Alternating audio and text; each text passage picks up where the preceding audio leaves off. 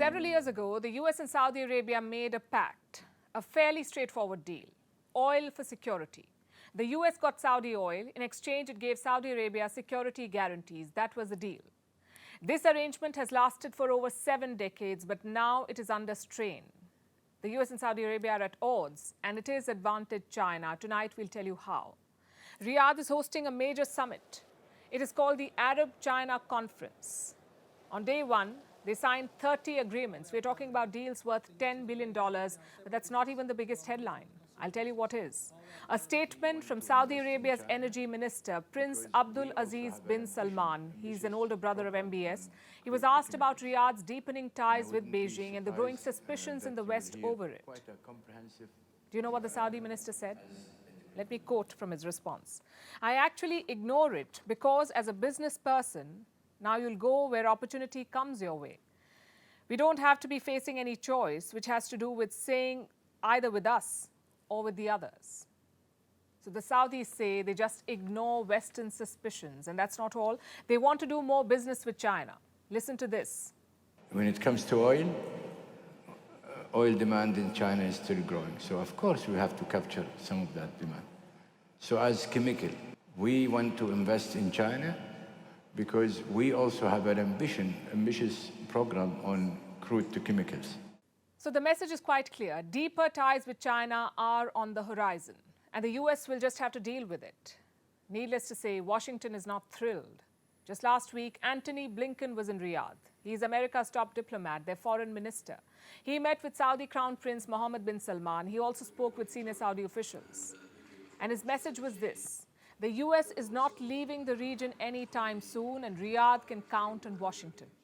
The United States is in this region to stay, and we remain deeply invested in partnering with all of you to build the brightest and strongest possible future of the Middle East. And indeed, with GCC at the core of our vision for a Middle East that is more stable, more secure, more prosperous, more integrated. The reassurance hasn't moved the needle, though.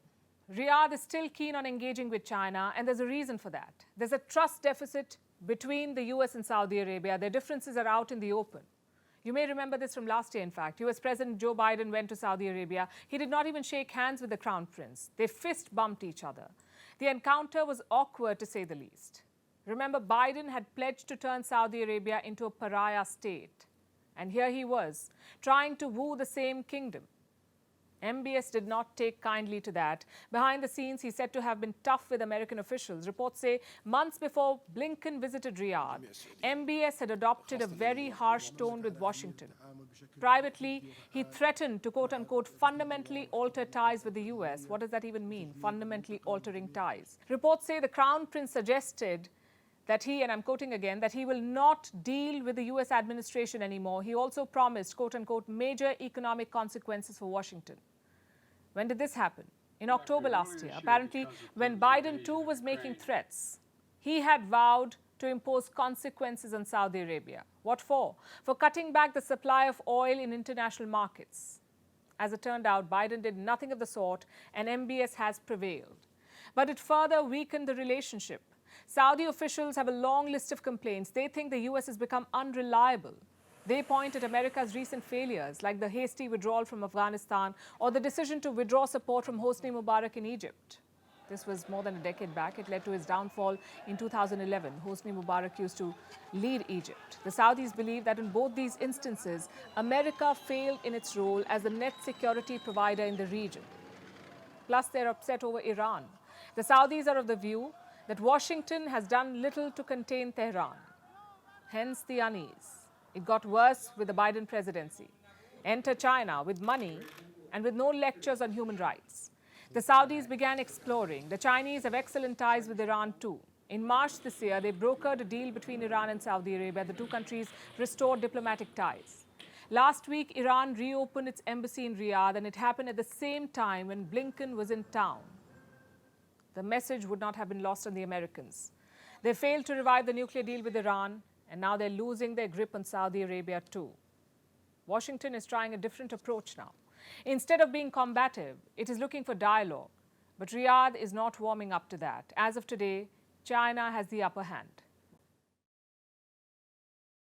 The US may have lost one old ally in Saudi Arabia, but is it on the verge of losing another one too? I'm talking about Pakistan. Today, Islamabad received its first cargo of discounted Russian oil. Prime Minister Shehbaz Sharif called it a transformative day, the dawn of a new relationship between Russia and Pakistan.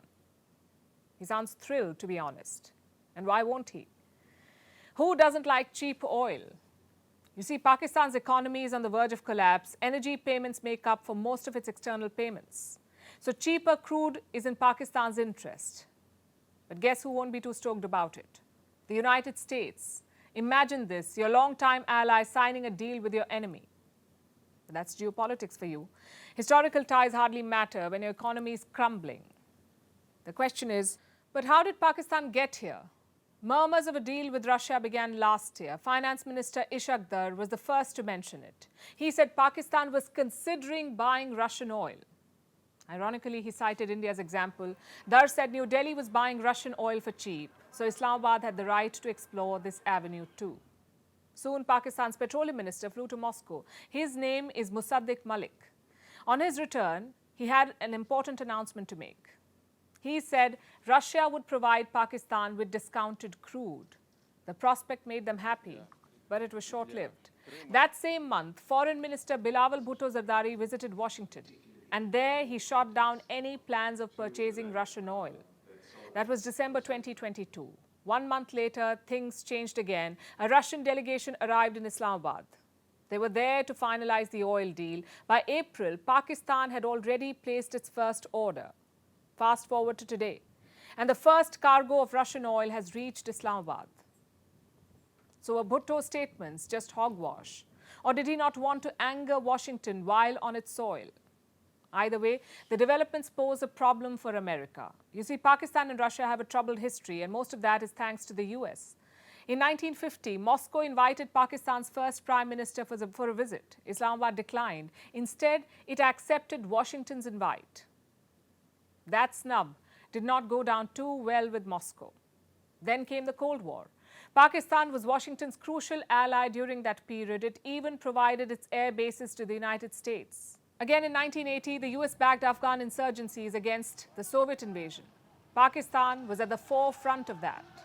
Long story short, there's a lot of bad blood between Moscow and Islamabad. Then what explains the oil deal? Well, economics and politics. Russia wants to sell oil, Pakistan wants to buy cheap oil. As for the politics, Pakistan's ties with the US are deteriorating. The Biden administration was cold to Imran Khan. Then he visited Russia, right on the eve of the Ukraine war. Terrible timing, you would think, but for Imran Khan, this was the perfect opportunity. He was trying to forge ties with Moscow.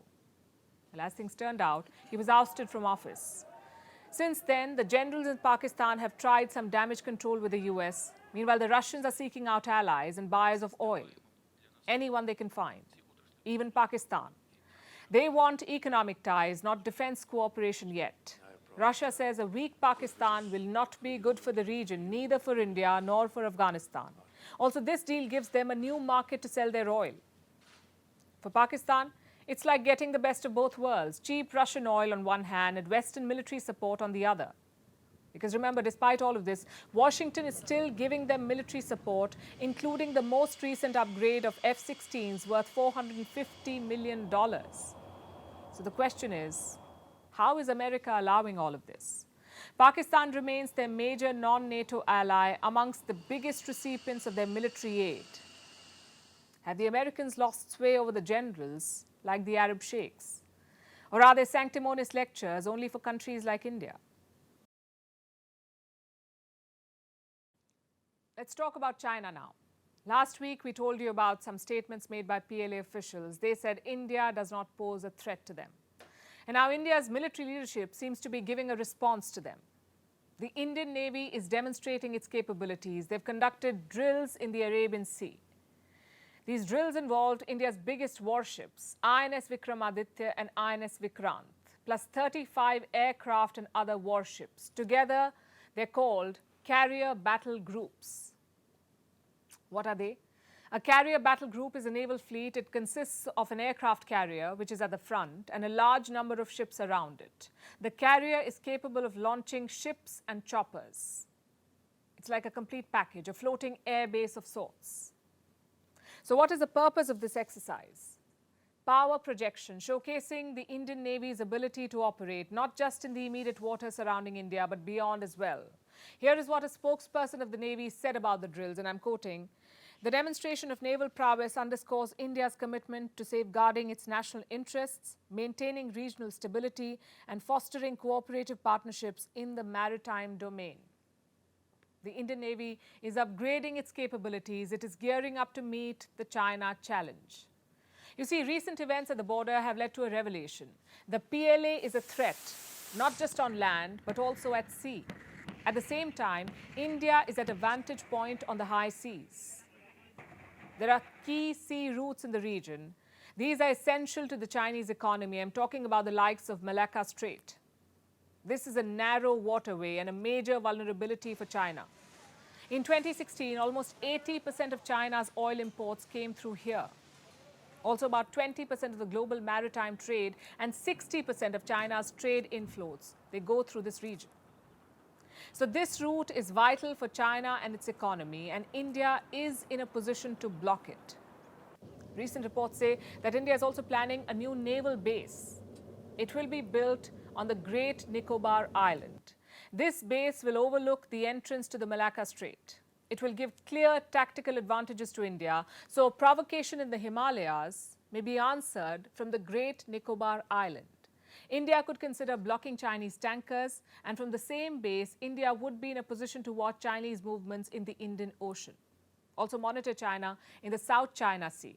Remember, this is another major international flashpoint, the South China Sea. And such a base is increasingly critical for India because Chinese activities in the Indian Ocean are growing. Consider what India's Navy chief said in the month of April, and I'm quoting, "We're keeping a very close watch in the Indian Ocean region. An effort is to know whose presence is there and what they're up to, monitoring it 24/7, and we deploy aircraft, UAVs, ships, submarines, etc." China, you know, has the world's biggest navy, and it's expanding. It is building more warships. The PLA has plans to deploy more assets to the Indian Ocean region. Today, China has 2 carriers, Liaoning and Shandong, and they're working on a third one. It's called Fujian. Then there are Chinese bases in the region, like Djibouti and Gwadar in the west, and Hambantota in the south. So the trajectory is quite clear. China is building capacity to control this region in every theatre of conflict. So India's best bet is to prepare. And these drills by the Indian Navy show that New Delhi is firming up its defenses. Meanwhile, another Russian partner is in the headlines. I'm talking about North Korea. Their supreme leader, Kim Jong-un, has issued a statement of support for Russia and President Vladimir Putin. North Korean state media published the message earlier today. Let me quote from what it says. "Justice is sure to win, and the Russian people will continue to add glory to the history of victory." Kim went on to say that he would be, and I'm quoting, "he would be holding hands firmly with the Russian president in conformity with the common desire of the peoples of the 2 countries to fulfill the grand goal of building a powerful country." Yes, Kim Jong-un spoke about holding hands with Putin. The message came today on the occasion of Russia's National Day. June 12, 1990 is when Russia adopted a new constitution. This was after the fall of the Soviet Union. And June 12 is now a public holiday in Russia, which explains the timing of Kim's heartfelt message to Putin. But this isn't the first time that Kim has publicly shown support for Putin. He's been firmly in Putin's camp since Russia invaded Ukraine last year. He has continuously blamed the West. He accuses them of forcing Russia's hand. When the war began last February, this is what North Korea said, and I'm quoting again, "The root cause of the Ukraine crisis totally lies in the hegemonic policy of the US and the West, which enforce themselves in high-handedness and abuse of power against other countries." So Kim's latest tribute to Putin is a continuation of the same stand. This time, though, he did not mention the war. He praised what he called Putin's correct decision and guidance against hostile forces. Now, you may wonder, why such a show of support? Other Russian allies like China have maintained neutrality, or at least pretended to, even offered a peace plan that seems to have sunk without a trace. But North Korea is not talking peace. It is only professing its support for Russia. And this is a relationship that goes back many decades. In fact, it would be fair to say that the Soviet Union helped give birth to North Korea and the Kim dynasty. Here's a quick primer. Before the Koreas were divided, it was one nation under Japanese occupation. This was during the Second World War. It was Japanese-held Korea. Soviet troops entered from the north to liberate Korea. The Americans came in from the other side to resist. They did not want a communist regime to take over Korea. So the Americans and the Soviets fought a proxy war here. They created two occupation zones in Korea, a Soviet zone and an American zone. They divided Korea along the 38th parallel. What is the 38th parallel? The line that is still the border between the two Koreas. There were plans for reunification, but Moscow and Washington did not trust each other, so each installed their own governor in Korea. Do you know who is North Korea's governor? Kim Il-sung, the grandfather of the current leader Kim Jong-un. So the relationship is old, and both sides have maintained it, Moscow and Pyongyang. They've maintained the relationship. Russia regularly shields North Korea at the United Nations. It has resisted Western sanctions against Pyongyang, and the North does face a lot of sanctions, mostly over their nuclear and ballistic missile programs. Moscow also has trade and humanitarian ties with North Korea. In March, the US reported that Russia was sending food to Pyongyang. This is March this year. North Korea suffered a devastating drought last year, and a major food crisis has followed. In recent years, in fact, Pyongyang has also been dependent on China for food imports, but of late, China has not been of much help. It was restricting food exports because of the Wuhan virus. So instead of Beijing, this time Moscow decided to help. And this may seem like a generous humanitarian move, but experts say this was a quid pro quo. That in exchange for food, North Korea gave weapons to Russia, missiles to help in the ongoing war. North Korea, of course, has denied all of this, but there's no doubt that its links to Russia run deep. The Hermit Kingdom has a lot to thank Moscow for, and Kim's words and public display of support are proof. The Americans, too, are grappling with the China threat, much closer home than they'd anticipated, perhaps. There is a Chinese spying station in America's backyard, and the US is reluctant to even admit it. Last week, a report shook up Washington.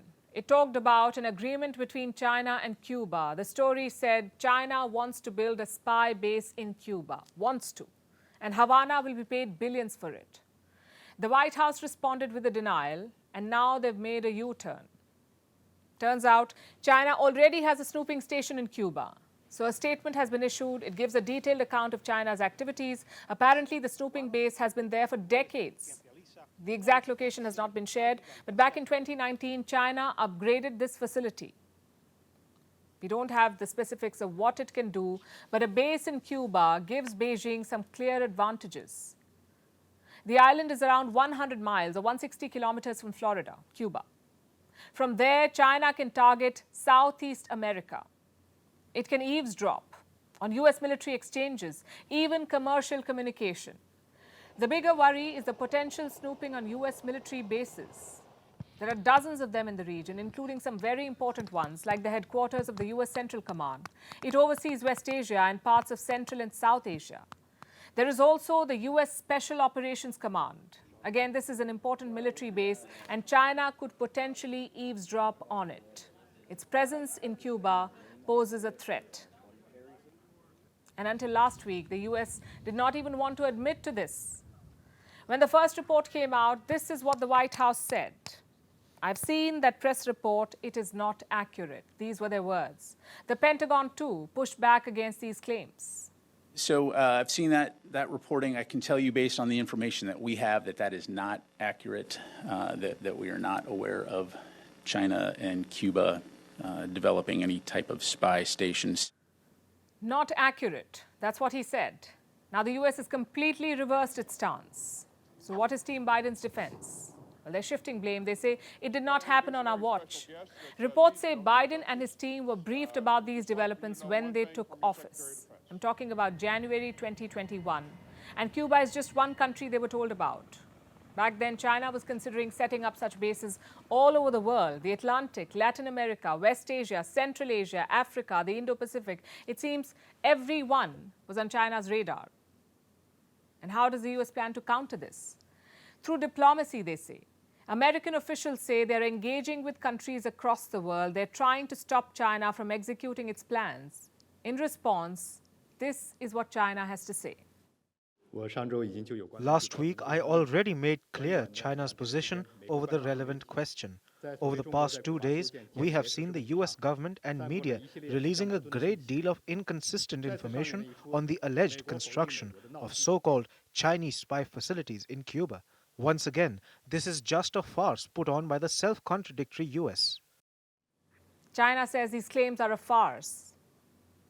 They don't have many buyers, though. But there is a larger question here. It is about the United States and its China policy.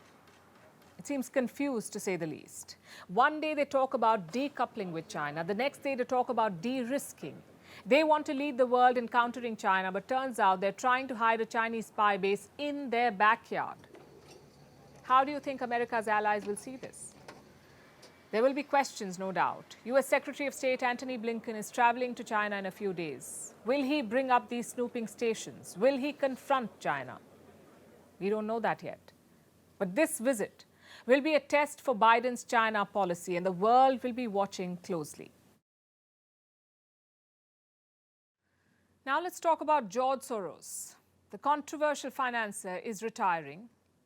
At 92, George Soros is finally ready to pass on the baton. His infamous organization, the Open Society Foundation, or OSF, is getting a new head. Who is this chosen successor?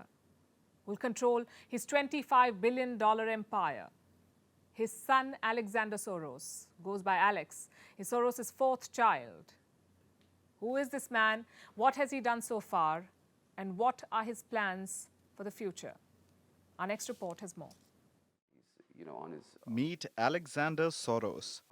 He's a 37-year-old billionaire philanthropist, an allegedly reformed party animal who now spends his time donating to causes like environmental protection, education in Africa, and helping domestic workers.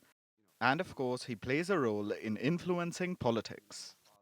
Because Alexander, or Alex, is the son of George Soros, the billionaire financier who keeps getting accused of meddling in international affairs. 92-year-old George Soros is finally retiring, stepping down from his $25 billion empire, leaving the helm of the Open Society Foundations. The OSF is an organization which donates to political parties around the world. It supports left-wing candidates and parties. For example, George Soros is one of the biggest donors to the US Democratic Party. He maintains that he supports causes like abortion and voting rights, that he funds parties likely to protect these values. But he's been accused of meddling in international politics and doing his best to crush conservative right-wing parties. Now, instead of rejoicing at the news of his retirement, the political right may want to be wary. It turns out their battle may just get tougher. George Soros confirmed his retirement during an interview. He said his son Alex would succeed him. Alex is Soros' fourth child. He has two elder brothers and an elder sister, and he also has a younger brother. Alex wasn't always going to inherit the Soros empire. His elder brother Jonathan was poised to succeed his father, but reports say Jonathan had a falling out with the family, and then Alex apparently gained his father's support. George Soros says that initially he didn't want any of his children to inherit the OSF. But then he changed his mind and said Alex had earned it. It might be a reference to the journey of reformation Alex went through. Alex reportedly loved to party back in the day. A few years ago, he was making headlines for the wrong reasons. But since then, he's had an image makeover. Alex joined the OSF in 2011. He became a member of the board. Then he established the Alexander Soros Foundation in 2012. He uses this to donate to causes he cares about, like the environment and education. He also completed a PhD in modern European history from Berkeley. It's a far cry from the party animal life, and that might be how he managed to earn the OSF. Alex was present at the interview where George Soros confirmed his retirement. The heir then made a statement. He described himself as, quote-unquote, more political than his father. And Alex threw down the gauntlet. He said, and I quote, "As much as I would love to get money out of politics, as long as the other side is doing it, we'll have to do it too." Yes, Alex will be continuing his father's tradition of funding politics. He's already been doing it as part of the OSF board, but now he'll be the one calling the shots.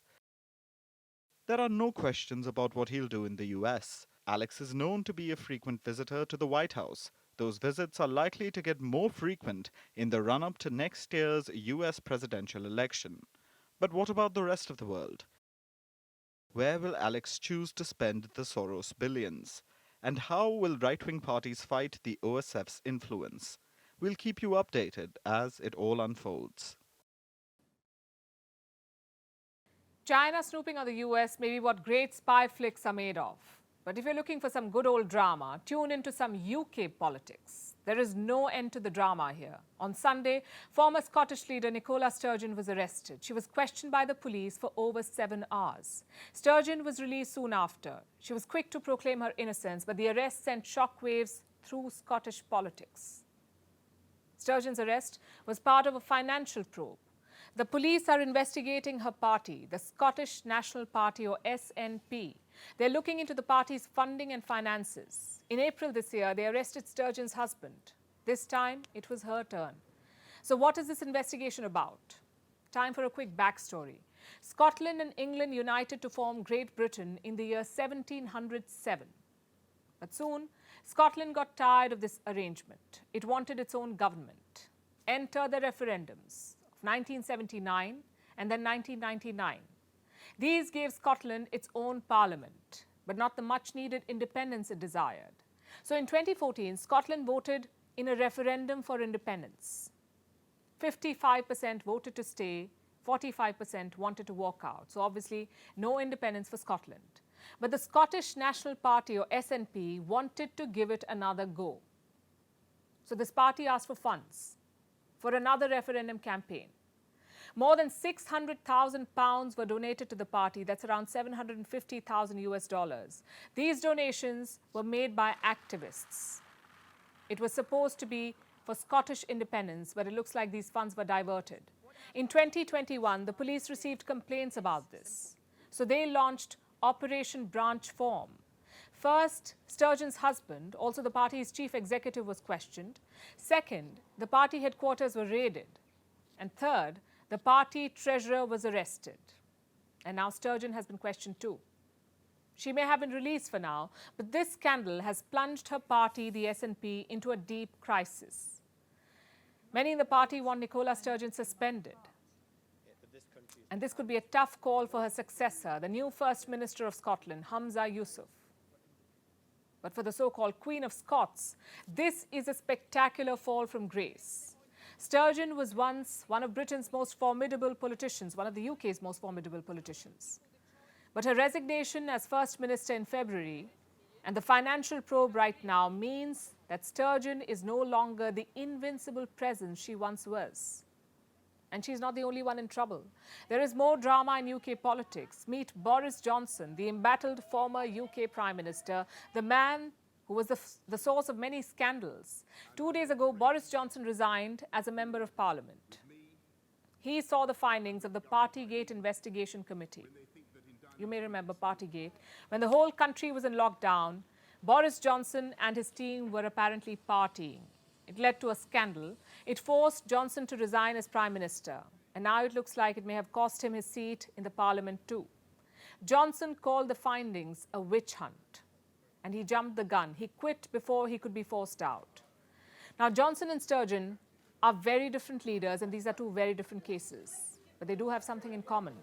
They're not giving their successors, Humza Yousaf and Rishi Sunak, an easy time. And now it's time for Vantage Shots, images that tell the story. We're starting with Egypt. A tourist boat caught fire off the Red Sea coast. 3 British tourists have gone missing. In the US, a major highway collapsed in the state of Pennsylvania. This happened after a truck under the highway caught fire. And in South Korea, a British man tried to climb the world's 6th tallest building without ropes. He was halfway up the skyscraper when authorities intervened. The man has been detained now. And finally, what makes the 12th of June significant? We're taking you back in history. On this day in 1964, Nelson Mandela was sentenced to life imprisonment. The man who dared to oppose the apartheid regime in South Africa was accused of sabotage. In his 27-year jail term, Mandela was confined to a small cell and was forced into hard labor, but he remained unbroken. We're leaving you with this. Thanks for watching. We'll see you tomorrow.